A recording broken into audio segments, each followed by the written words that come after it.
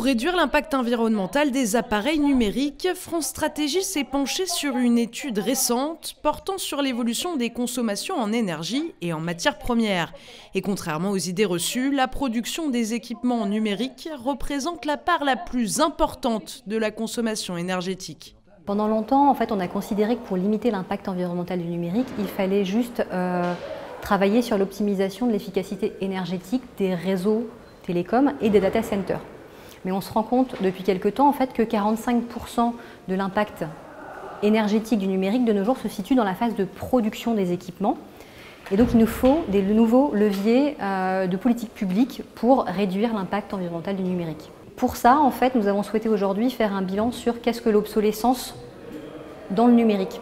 Et pour lutter contre l'obsolescence programmée, quelques éléments de réponse ont été apportés. L'un d'eux, inciter les pouvoirs publics à prendre des mesures concrètes pour décourager les entreprises à avoir recours à cette pratique.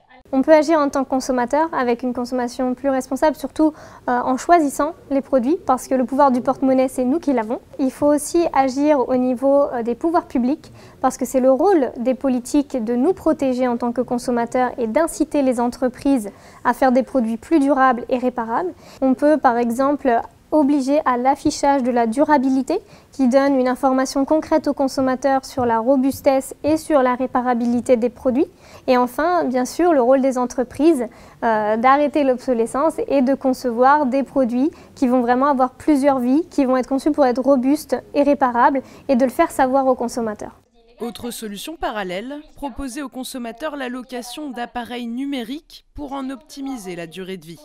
Si on raisonne sur un modèle de vente, on va forcément avoir tendance à promouvoir le renouvellement des appareils. Alors que si on passe sur de la location longue durée sans option d'achat, on va avoir tendance à allonger la durée de vie des appareils. Si à la fin de l'engagement, la personne ne souhaite plus conserver l'appareil, en tant que coopérative de location, nous on va le récupérer et on va le louer à quelqu'un d'autre s'il est encore fonctionnel.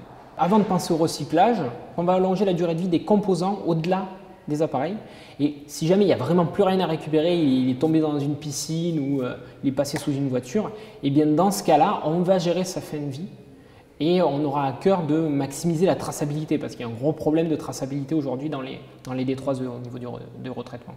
La prochaine séance de ce cycle de séminaires aura lieu en janvier prochain. Le thème, l'impact environnemental des matières premières et de leur extraction pour construire ces terminaux électroniques.